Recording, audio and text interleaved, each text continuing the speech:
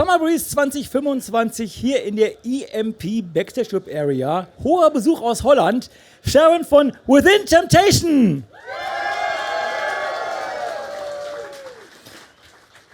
Sharon, great to have you here. Hallo, guten Tag. So you're taking care of the Ukrainian people and Ukrainian artists. How did that all start and how did it develop? The thing is that we were supposed to play at Atlas Festival in Kyiv when the war broke out, and then it got cancelled, and they asked the artists to participate on an online awareness program, like playing a song and then creating awareness by putting it on the internet. And we got to know people, and that grew gradually. It's not like it's a process, actually. And we got involved with several organizations and got to meet people. And, you know, then a headline is not just a headline anymore. It's those faces you've met in Ukraine and online.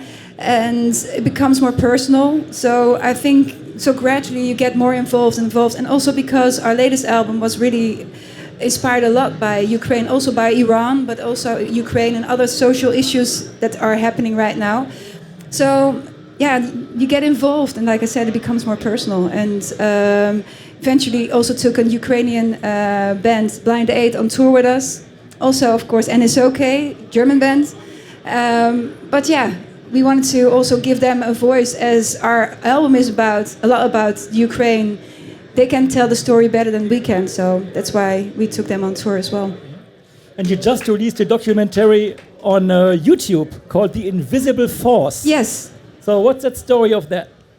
Well, if you write stories about a country so much, you know, about a war going on over there, and getting to know more and more people, like I said, for us the next step eventually was also going there and doing a video, but also meeting bands, musicians, an orchestra, a choir that was helping me out at Atlas Festival when I did perform there last year in Kyiv. And that was the first festival since the war broke out that was organized in this kind of scale. And as I was there alone, I had to work with an orchestra and a choir that I had never worked before. Getting to know them again as well, it's, you know, it becomes what it is. And it was a nice story to tell to the audience, our own fan and our own platform, to tell the story what it's like for people there, like us, our musicians, and how they can keep themselves going and still enjoy what they do more, even so during wartime, than in a normal life like we are leading in the rest of Europe, of course. And when you went to Kiev, were you scared at any second? The first time I went there, I wasn't so scared. I grew up in a lot of troubled countries, as I call them myself. I lived in Yemen, and my parents were expats, and they were always in difficult countries, more or less, where there was always something going on, like in Yemen, there was a war going on when I lived there for 1.5 years. And so I think maybe know a little bit better than some other people who don't have that experience how dangerous it could be or not be. And I got really good information before I went there from the Ukrainian organization that we were working with, how to handle the safety issues. And that made it for me like an acceptable kind of thing to do. But the second time, the children's hospital got hit in Kyiv when I went for the Atlas Festival. And a lot of children died, a lot of grown-ups died in that hospital, and also in other buildings around it. But it was a really heavy attack. And then before that, I always thought the air defense was really well organized, but the Russians had found a way to get underneath that air defense system, and they could still hit a hospital, which is normally really well protected. And that did make me scared, and thought for the first time, like, you know, this is a kind of more of a risk of going to Kyiv this time, the second time that I went there. And to be honest, I was scared the second time.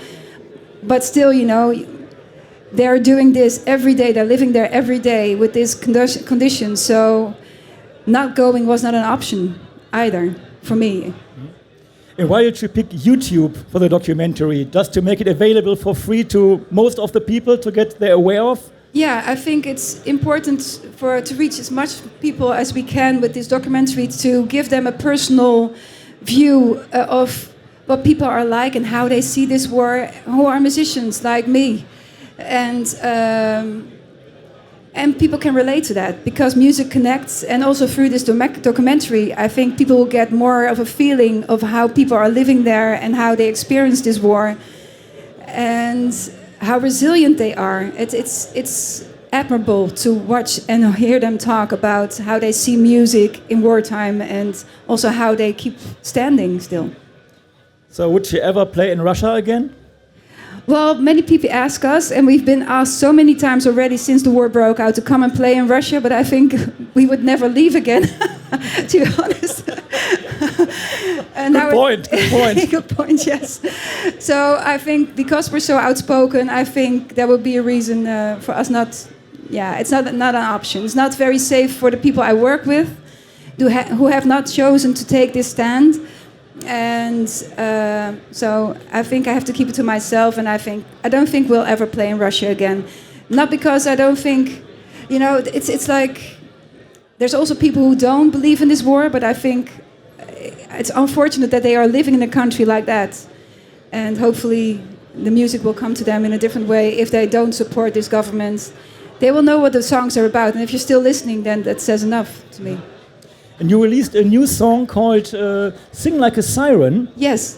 And it's a cooperation with a Ukrainian artist called Jerry Heil. Yes. How did that come about? Well, one of my guilty pleasures is the Euro Song Festival, to watch it anyway. Not to participate ever, but to watch it. Why not? Well, I don't know. I don't think music should be a contest. I think music is very personal, so who is winning is not always the choice of the people, it's more a political kind of choice a lot of times, sure. Which is good also. It serves its purpose, but I don't feel very comfortable with that. But I do like to watch it because sometimes there is something like Måneskin. I think they're a great band, and they won, so it doesn't say there's nothing to watch or something. And yeah, I think it's nice to watch anyway. But I saw her perform, and I loved her song, and especially her voice. And I said, 12 points for Ukraine. And she saw that, and she replied through DM like, oh my God, you're coming to Ukraine as well, and thank you for the post, and I love your music.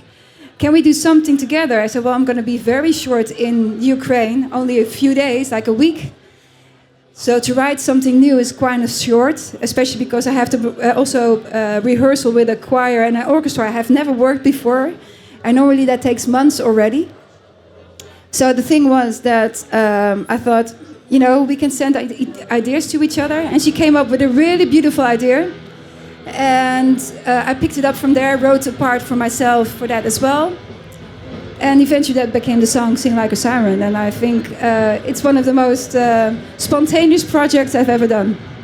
And it got some Ukrainian folk influences, so it's very special for you as well, right? Yes, especially because I think the Slavic folk is kind of different than the Irish and the more Western folk music. They have different patterns, and I like that part of Europe, that they have a different kind of folk music. Yeah. And talking about the Eurovision Song Contest and Lord of the Lost, who participate Yes. for Germany, you got a great relationship with Chris Harms, the singer. Yeah. And you have a new, on his new record, there's a song with you. Yes. Light can only shine in the darkness. Yes. So how did that come about? Well, we were both supporting Iron Maiden in Spain and some other countries, I think a few years ago. And he had written that song, and we saw each other again at a festival. He said, why are you not replying to my email? I said, what kind of email have you sent? Well, wrote a song. I said, well, I'm so sorry, I didn't get it. Eventually, I did listen to it, and I thought, that's a pretty cool song, and I liked the lyrics and everything. So, we're just gonna do that, and that's how it happened, actually. So it's a coincidence that we were both supporting Iron Maiden, and then ending up on a song together. I mean, he's a huge fan, and he told me, I wrote this song as a crossover between Lord of the Lost and Within Temptation. So it's perfect match when you sing together on it. Yeah, exactly. Yeah, I think it's a really beautiful song. Love the lyrics. So it's, yeah. you're very open for cooperation in general, because with NSOK, you do some great stuff as well. Tell us all about it. NSOK is one of the bands that really got us more into metalcore music. I really like metalcore a lot, already for a lot of years. But I think they're one of the bands that really, I love his vocals, I love the combination of the music, how they make it. I just was really hoping for a collaboration, and they said, well, we know you guys, wow, cool. And we sent them our song, Shed My Skin. He said, well, cool. And from that moment, he also does a lot of for us in the studio, like the mixing. And so we have this collaboration now that just is ongoing. And we sometimes still call each other also, like, how are you doing? How are things going? It's just a very nice guys, and really fit with us as a band, how they see music and how they are in real life, to my opinion, a bit. And sharing each other on stage once in a while, right? Yeah, we did share the stage on Wacken. I tried to do that with them as well, but somehow technically that wasn't possible in the end. Otherwise, I would have performed with them also on Wacken. And anytime we have the chance, I would love to have them on stage and vice versa. So thanks a lot for being here, Sharon. You're welcome. And the invisible force of YouTube auschecken, yeah? Thank you. Thank you.